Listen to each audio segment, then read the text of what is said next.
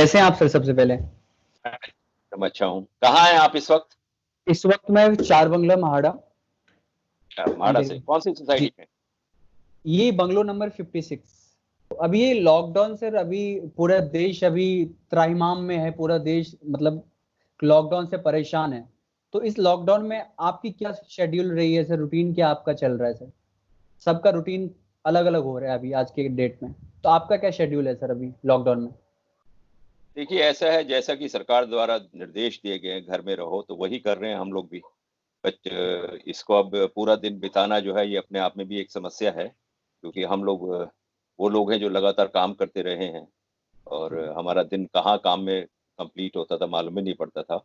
लेकिन आजकल जो है घर में ही रहना है, और ये तो धन्यवाद है सरकार का कि उन्होंने रामायण और महाभारत शुरू कर दिया, जिसकी वजह से कुछ घंटे उसको देख के और कुछ उसके डिस्कशन में निकल जाते हैं। उसके अलावा थोड़ा बहुत रीडिंग का शौक है। थोड़ा ज़्यादा समय बीतता है मेरा मीडिया से बात करते हुए इस वक़्त। जी अलग-अलग जी चैनल चैनल पे डिबेट में और संदेश देने के लिए देशवासियों के लिए। जी तो जो एक सेलिब्रिटी और एक आइकॉन का जो कर्तव्य होता है उसे भरपूर निभा रहा हूँ मैं। अपने जी जी जी। देशवासियों से यही अपील कर रहा हूँ कि जो सरकार द्वारा निर्देश दिए गए हैं उसका पालन कीजिए। आप अपने घरों में रहिए ताकि आप अपने आप को सुरक्षित रख सकें। आज सर, आजकल देश का माहौल ऐसा है, अगर कोई सेलिब्रिटी, अगर जो हमारे लीडर हैं, मोदी जी हैं, देश के प्रधानमंत्री हैं, तो उनके निर्देश को पालन अगर कोई सेलिब्रिटी कर रहा है तो आजकल ऐसा माहौल है देश का, लोग उनको इस कैटेगरी में डालते हैं, ये भक्त हैं हमारे, मतलब बीजेपी के भक्त हैं ये। उस चीज को कैसे टैकल करते हैं आज के डेट में आपसे? क्योंकि आम देखिए इंसान ऐसा करे है। तो चल जाता है, बट एक सेलिब्रिटी करता है, सपोर्ट करे, वो जायज है। अच्छा काम किया, आप तारीफ कर रहे हैं, आप सपोर्ट कर रहे हैं, बट कुछ लोगों की नजर में वो एक तरह से भक्त वाला काम हो जाता है। तो उस चीज को कैसे टैकल करते हैं? भक्त तो भगवान के होते हैं, जी जी और ये भक्त कहलाने में कोई बुराई नहीं है। कोई व्यक्ति अगर अच्छा काम कर रहा है और लोग हमें उसका भक्त कहते हैं तो हमें गर्व होता है इस बात पे। इसमें कोई जी बुराई नहीं है, और बड़ी अच्छी बात है कि हमको भक्त की कैटेगरी में रखा गया। लेकिन एक सेलिब्रिटी होने के नाते हमारी ड्यूटी है कि हम अपना जो काम हमारे पास है बेसिकली कि क्योंकि हमारे फॉलोअर्स होते हैं, चाहने वाले होते हैं लोग, हमारी बात को मानने वाले लोग होते हैं। मैं तो ये मानता हूँ कि अगर देश के अंदर चंद लोगों ने भी हमारा कहना मान लिया तो हमारा जीना जो है वो सक्सेस हो गया। तो जी इस तरीके से मैं मानता हूँ कि एक सेलिब्रिटी, एक आइकॉन और एक समाज में एक स्तर अगर आपका है तो आपका कर्तव्य बनता है कि आप अपने देशवासियों को, अपनी समाज को जो है संबोधित करें और उनसे कहें कि भाई सरकार द्वारा निर्देश दिए गए हैं, प्लस जो अपील करनी होती वो की जानी चाहिए। लेकिन जी हर युग में रावण भी हुए हैं, शकुनी भी हुए, दुर्योधन भी हुए हैं, कंस भी हुए हैं। तो नकारात्मक ताकतें जो होती हैं वो रहती हैं। इस युग में भी हैं, क्योंकि और इस युग में कुछ ज़्यादा है क्योंकि यहाँ कलयुग चल रहा है। तो कलयुग में इनका खात्मा तभी हो सकता है जब अच्छाई की जीत बुराई पे होगी। और ये जो समय है संकट का, ये बहुत बड़ा संकट आया है देश के ऊपर। महाभारत का युद्ध तो 18 दिन में खत्म हो गया था, ये तो 21 दिन का लॉकडाउन होने के बाद भी कई दिन हो गए। तो और बढ़ ये गया। समय और बढ़ गया है। तो इस युद्ध को लड़ने के लिए मुझे लगता है कि भारतवासियों को और ताकत लगानी पड़ेगी। और सबसे पहले 2 तरह की लड़ाई है हमारी। एक तो बाहरी ताकतों से है, जैसे कोरोना से है, और एक अंदरूनी ताकतों से है जो इसको डिस्टर्ब करने में लगे हुए हैं, सरकार की पॉलिसी को फेल करने में लगे हैं, उनसे भी एक लड़ाई है। तो मुझे लगता है कि अपील करने का और विनती करने का और निवेदन करने का समय समाप्त हो गया है। 21 दिन का भी पूरा हो गया और उसके बाद कई दिन और हो चुके हैं। मुझे लगता है अब सरकार को कानून का सहारा लेना चाहिए, कानूनी डंडा चलना चाहिए, कानून का शिकंजा टाइट होना चाहिए ऐसे लोगों के ऊपर जो नकारात्मक फोर्सेस हैं, जो कहना नहीं मानते हैं और जिनकी वजह से समाज और संकट में आ सकता है। तो ऐसे लोगों को कानून के माध्यम से जो है इस वक्त कंट्रोल करना होगा। सर, कहा जाता है कि एक्टर्स की जो लाइफ होती है सबसे टफ लाइफ होती है। ये इसलिए माना जाता है कि एक्टर्स अपना किया हुआ काम देखने का भी वक्त नहीं निकाल पाते हैं। तो ऐसा आपके साथ भी हुआ होगा महाभारत के टाइम में, कि आप अपनी शोज भी नहीं देख पाते होंगे, टाइम नहीं निकाल पाते होंगे। तो उस वक्त और इस देखिए, वक्त में क्या डिफरेंस है? महाभारत जब पहली बार प्रसारित हुआ था, जी तब हम लोग शूटिंग करते थे और संडे को अगर समय मिलता था तो देखते थे। लेकिन हम लोगों ने वो एपिसोड्स डबिंग के दौरान देखे होते थे, मिक्सिंग के दौरान देखे होते थे। लेकिन पूरे देश के साथ देखने में अपना ही मजा है। और हमारे जो डायरेक्टर थे रवि चोपड़ा साहब, वो बेसिकली शनिवार को लेट नाइट तक शूटिंग करते थे। तो हम लोग संडे ज्यादातर आराम की मुद्रा में होते थे, लेकिन फिर भी जी कोशिश करते थे, अगर समय मिलता तो देख लेते थे। लेकिन अब जो देखने का मजा आ रहा है, एक तो आप घर में रहना ही रहना है, ये तो कंपलसरी हो गया। जी दूसरा ये है कि आज जो उसमें बातें कही गई हैं, मुझे लगता है कि उस उम्र में इतनी समझ में नहीं है, आज कुछ ज्यादा समझ में आ रही है। जी महाभारत में जो है वो मानव जीवन में है, जो मानव जीवन में नहीं है वो महाभारत में भी नहीं है। ये अपने आप में एक कंप्लीट स्क्रीन प्ले है। और जी महाभारत की हर बात प्रासंगिक है, वो हर युग में रही है, भूतकाल में रही है, वर्तमान में है और भविष्य में भी रहेगी। इसलिए महाभारत आपको ये सिखाता है कि क्या करना चाहिए और क्या नहीं करना चाहिए। दोनों चीजें इसमें, दोनों रूप जिंदगी के हैं। इसलिए मुझे लगता है कि महाभारत को आप तो खुद देखते हैं, अपनी अगली पीढ़ी को भी दिखाना बहुत आवश्यक है, क्योंकि पीढ़ी जी बदल चुकी है और आज का नवयुवक जो है वो थोड़ा कंप्यूटराइज हो गया है, लाइफ में कंप्यूटर की तरफ ज्यादा भागता है, थोड़ा एडवांस हो गया है। जी लेकिन ये जो चीजें हैं, कहते हैं कि माँ तो माँ रहेगी, पिता पिता ही रहेगा, चाहे युग कितना भी जी बदल जाए। तो जी ये चीजें अपनी अगली पीढ़ी को सिखाना बहुत आवश्यक है।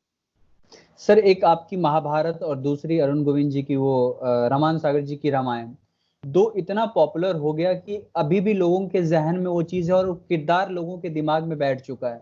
उसके बाद भी बहुत सारे प्रोडक्शन हाउस ने रामायण बनाई, महाभारत बनाई, लेकिन वो छवि लोगों के जहन में नहीं उतर पाई। तो कहाँ पे कमी रह जाती है कि वो दोनों, वो रामायण और आपकी महाभारत जो पहले थी, ये दोनों लोगों के जहन से नहीं उतरती है और नए वाले कोई प्रभाव नहीं छोड़ पाती है। तो कहाँ ये कमी कहाँ रह जाती है सर? क्या देखिए, क्वालिटी पहले वाले में थी या क्या कमी अभी वाले में? कोई भी विषय जो होता है वो लेखनी के ऊपर डिपेंड करता है, उसकी लेखनी कैसी है।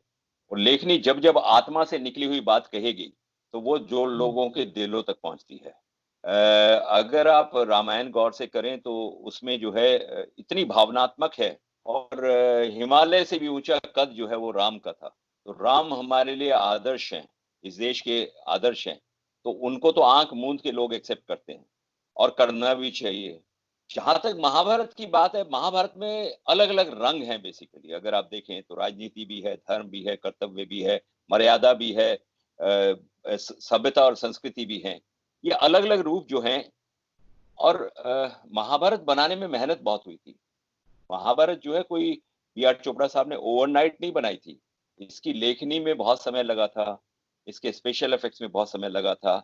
और आपको ये जानकर हैरानी होगी कि महाभारत जब दूरदर्शन पे प्रसारित हुआ था, तो जो पैसा बी आर फिल्म्स को मिलता था, उससे ज्यादा कहीं खर्च होता था हर एपिसोड पे। मतलब अगर पूरी महाभारत उठा के देखा जाए, तो एक जी रुपया बी आर फिल्म्स ने नहीं कमाया दूरदर्शन के प्रसारण से। ये मैं ऑन रिकॉर्ड बोल रहा हूँ। उनको मिलता था करीब करीब नहीं 6.25 लाख रुपया 52 एपिसोड तक, और खर्च होता था 8 लाख के ऊपर पर एपिसोड। और बाद में जब 8.25 हुआ, तो खर्च होता था 12-12 लाख। 12 लाख इसलिए होता था क्योंकि युद्ध का समय आ गया था, और युद्ध में आप देखते कितनी सेना होती है, जी आउटडोर जी। लोकेशन होती है, ट्रैवलिंग होती है। वो सारी मिला के वो 12 लाख के ऊपर खर्च हो रहा था, और मिलता था 8.25 लाख। तो वो तो ये अच्छा हुआ। महाभारत लॉस में बनी थी? है जी। लॉस में बनी थी महाभारत तो सर, लॉस में जा रही थी महाभारत प्रोडक्ट? दक्षिण के प्रसारण में लॉस में बनी थी दूरदर्शन ये। लेकिन में? लेकिन बाद में जो बिकी है, उसकी कैसेट्स जो बिकी हैं, जी जी, उससे उसकी जो रिकवरी हुई। मार्केटिंग हुई, उससे बहुत बड़ी रिकवरी हुई उनको। क्योंकि इसको इतना प्यार, मान, सम्मान और आशीर्वाद मिला है महाभारत को, कि जी जी दुनिया के हर कोने में जिस तरह से हम लोगों को फोन आते हैं या सोशल मीडिया पे लोग कांटेक्ट करते हैं, ये तो 32 साल के बाद आज रीटेलीकास्ट हो रही है। तो आज भी अमेरिका, कनाडा, कहाँ कहाँ से हम लोगों को फोन आते हैं, बोलते सर हम दोबारा देख रहे हैं। यूट्यूब पे इतने लोगों ने देखी है इसको जिसका कोई हिसाब नहीं। तो ये लोग इससे जुड़ गए हैं। हर किसी को लगता है मेरे घर में एक युधिष्ठिर है, मेरे घर में एक अर्जुन है, एक पितामह है, कोई बराबर में दुर्योधन रहता है, कोई शकुनी है जो समाज को बर्बाद करने पे तुला हुआ है। तो ऐसे जो है हर किरदार से लोगों को अटैचमेंट हो गई थी, और ये सक्सेस होती है इसकी लेखनी में, इसके सेट्स में, ड्रेसेस में, कॉस्ट्यूम्स में, आर्ट, कलाकारों के चयन में जो लंबी प्रोसेस हुई थी। उसके बाद वो कलाकार चुने गए जो आज 32 साल के बाद लगता है कि शायद यही युधिष्ठिर रहा होगा, या यही भीष्म पितामह रहा होगा, या यही अर्जुन रहा होगा। तो वो जो आइडेंटिफिकेशन हुई, उससे लोग जो है इस सीरियल से बहुत दिल से जुड़े हुए हैं। ये महाभारत में जो किरदार आपका युधिष्ठिर था काफी पॉपुलर था, काफी लोकप्रिय था, और अभी भी लोग प्यार उतना ही कर रहे हैं जितना पहले करते थे। तो कोई भी किरदार होता है तो किरदार का एक अलग ही असर पड़ता है, मतलब एक्टर के आम जिंदगी पर भी बहुत सारा ऐसा देखा जाता है। तो आपके लाइफ में उस कैरेक्टर किरदार का क्या पॉजिटिव असर पड़ा और क्या नेगेटिव असर पड़ा? दोनों पड़ता है किरदार का। नहीं नहीं, मैं ऐसा नहीं मानता, क्योंकि एक्टर को अलग अलग रोल करने पड़ते हैं। अगर जी कल कोई हम विलन का रोल करें और विलन का फिर असर हमारी पर्सनैलिटी पे पड़े, तो फिर वो गलत होगा ना।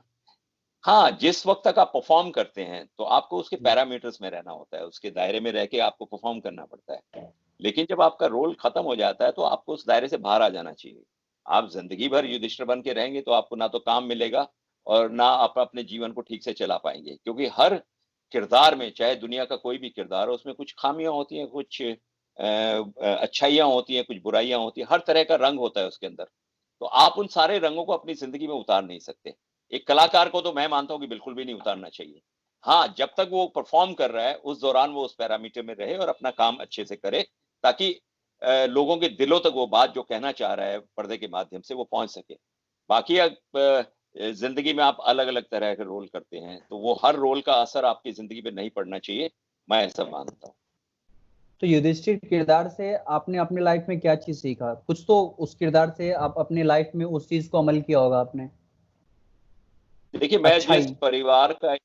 जिस परिवार का हिस्सा रहा हूँ, मुझे लगता है वहाँ कुछ बातें ऐसी ही थी, शायद इसीलिए ये रोल मुझे मिला। मेरे परिवार में झूठ बोलना जो है एक बहुत बड़ा पाप होता था। हमारे जी पिताजी जो थे वो बहुत बुरा मानते थे इस बात को। चोरी करना इसे बहुत बुरा मानते थे। तो ये जो खूबियां थी, मुझे लगता है कि मैं उस परिवार का हिस्सा रहा। पूजा पाठ का बहुत आध्यात्म से जुड़ा हुआ परिवार था। तो ऐसी बातों को ऑलरेडी हमारे परिवार में थी। तो मुझे लगता है युधिष्ठिर शायद इसीलिए रोल मिला। अब मुझे इसका अंदाजा नहीं कि रोल क्यों मिला, लेकिन हाँ, एक प्रक्रिया हुई चयन की, उसके माध्यम से जब रोल मिला मुझे, तो इस रोल में भी वही खूबियां थी जो मेरे परिवार में थी। इसलिए जी मैं ये नहीं मानूंगा कि बिकॉज ऑफ रोल करने से मुझे कुछ उसमें चेंजेस आए। हाँ, जिन दिनों ये परफॉर्मेंसेस होती थी, उन दिनों हम कोशिश करते थे कि उस मीटर के अंदर रह के काम करें, ताकि जब जी हम एक दूसरे किरदार से बात कर रहे हैं या परफॉर्म कर रहे हैं तो वो संदेशा सही तरीके से ऑडियंस तक पहुंचना चाहिए। सर, जैसे कि अरुण गोविंद जी ने बहुत सारे इंटरव्यूज में बताया और लोगों ने भी इस आर्टिकल को पब्लिश किया था, और आज भी सुबह सुनील लहरी जी से बात हो रही थी हमारी, तो ये टाइप कास्ट की प्रॉब्लम इंडस्ट्री में काफी सदियों से रहा है। अगर किसी ने राम का किरदार किया तो लोग उसे राम की नजर से ही देखते हैं। उसे अगर कोई गैंगस्टर का रोल है तो लोग एक्सपेरिमेंट नहीं करना चाहते हैं। तो आपको कभी टाइप कास्ट की प्रॉब्लम फेस करनी पड़ी है? नहीं, मैं इस बात को नहीं मानता। हर एक्टर के अंदर हर तरह के रंग होते हैं, जरूरत होती है उनको एक्सप्लॉयटेशन करने की।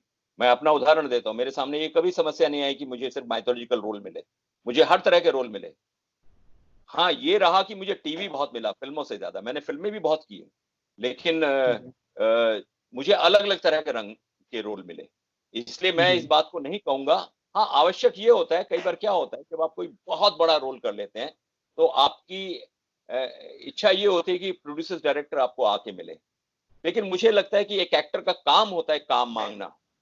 अगर आप काम मांगते रहे, आप भीख नहीं मांग रहे हैं, आप काम मांग रहे हैं, काम काम करके अपने खाने की। टैलेंट टैलेंट की अपने वो। आप अपना टैलेंट लोगों तक पहुंचाना चाहते हैं, आपके अंदर जो कला की जी भूख है वो लोगों तक पहुंचे। तो इसलिए मुझे लगता है कि अगर मैंने युधिष्ठिर का रोल कर दिया और अब मैं अपने घर बैठ जाऊं कि मुझे आज के बाद लोग अप्रोच करेंगे, तो शायद मैं बहुत बड़ी गलती कर रहा हूँ जिंदगी में। मैं लोगों के पास गया, मैं महाभारत के दौरान भी गया, उसके बाद भी गया, और आज तक जाता हूँ। जब भी कोई कॉल आती है मैं चला जाता हूँ, मैं इसमें कोई बुराई नहीं मानता। इसलिए एक्टर को अगर अपने टैलेंट को एक्सप्लॉइट करना है तो डेफिनेटली हमारे प्रोड्यूसर्स डायरेक्टर्स जो है उन तक जाना होगा, और डिसाइड वो करेंगे कि आपको कौन सा रोल दें। इसलिए मैंने मेरे कैरियर में आप उठा के देखेंगे तो हर तरह के रोल मैंने किए हैं, बहुत सारी जी जी। वेराइटीज। सीरियल अजनबी भी सीरियल काफी सारे छोटा आपने था। किया हुआ है, काफी सारे सीरियल्स, फिल्म भी। डैनी साहब का सीरियल था, उसमें मैं मेन विलन के रूप में था। देखिए, महाभारत जी करने के बाद मेन विलन। दुश्मन एक सीरियल था बी आर फिल्म्स का, उसमें मैं मेन विलन था। तो ऐसा नहीं होता है, और आप उसको रोल को कितनी ईमानदारी से निभाते हैं। मैं हमेशा कहता हूँ मेहनत सब करते हैं, मेहनत को आप ईमानदारी से कीजिए, उसकी ताकत बहुत बढ़ जाती है। रामायण के बारे में क्या कहना है आपका सर? आप देखते हैं रामायण? पहले भी देखते थे या पहले से अभी ज्यादा देख रहे हैं आप? रामायण मैंने देखा, रामायण जो है विषय जो है बहुत भावनात्मक है, उसमें कुछ टेक्निकली वीक है बेसिकली। मैंने 2-3 दृश्य हैं, जैसे राम को जब वनवास होता है तो मैंने देखा कि 4 आदमी, दशरथ, सुमंत और सुधीर दलवी साहब ने जो रोल किया था, जो गुरुजी का रोल था, वो 4 लोग बैठे हैं और राम वनवास की आज्ञा मांग रहा है। मुझे बड़ा अजीब सा लगा, इतना बड़ा किरदार, राम का इतना बड़ा किरदार, और दशरथ अपनी सीट से नहीं उठा। आपका पुत्र जो है वनवास जा रहा है और आप बैठे बैठे बात कर रहे हैं उससे। वो जो एक लैक ऑफ टेक्निकलिटीज, एक मूवमेंट्स जो होती हैं, बी आर चोपड़ा साहब के यहाँ हर शॉट में आप देखेंगे क्या, या तो कैमरा मूव करेगा या एक्टर मूव करेगा। जो मूवमेंट होती है वो सीन में जान डालती है। वो और टेक्निकल जो चीजें थी, जैसे अभी मैंने देखा कि जब सीता जी वापस आ जाती हैं, तो भगवान राम का जो रोल कर रहे हैं अरुण गोविल साहब, वो एक झोपड़े के अंदर है जहां वो रह रहे हैं वनवास में, और वो अग्नि का सीन भी उन्होंने झोपड़े के अंदर कर दिया। अरे भाई, झोपड़े में आग लग जाएगी, आप वो झोपड़े के बाहर भी कर सकते थे। ये कहीं ना कहीं कुछ, लेकिन क्या है, भावनात्मक इतना जबरदस्त सब्जेक्ट है कि वो लोग उससे दिल से जुड़े हुए हैं, इसलिए वो सब चीजों क्रिटिसाइज को कर नहीं पाए लोग, उस उतनी गहराई इग्नोर, में कोई नहीं गया। गहराई इनमें जा नहीं पाए वो, उन चीजों को इग्नोर करके उन भावनाओं के सामने। क्योंकि राम, सीता, लक्ष्मण, हनुमान जी, ये हमारे जीवन का एक अंश है जिनकी पूजा होती है इस देश में। मैं आपको एक छोटा सा किस्सा सुनाता हूँ, बताइए। आपको बहुत इंटरेस्टिंग लगेगा। जी जी। जब महाभारत की कास्टिंग हो रही थी तो सबसे पहले मुझे कृष्ण की भूमिका के लिए रखा गया था। तो मैं दिल्ली गया था, तब तक फाइनल नहीं हुआ था। तो मेरी माताजी ने पूजा घर में अरुण गोविल और दीपिका जी का फोटो रखा हुआ था, और उनकी सारे भगवानों के साथ में उनका फोटो रखा हुआ था। तो मैंने उनसे कहा कि ये क्यों? बोले ये राम और सीता हैं। मैंने कहा ये तो एक्टर्स है, हमारे दोस्त हैं मुंबई में। तो उन्होंने कहा नहीं, ये भगवान है। तो मैंने बोला मुझे कृष्ण की भूमिका मिलने वाली है। तो उन्होंने कहा कि अच्छा। मैंने कहा महाभारत शुरू होने वाली है, उसमें मुझे कृष्ण की भूमिका का अभी तक उम्मीदवार रखा हुआ है, हो सकता है शायद मिल जाए। तो तब आप क्या करेंगे?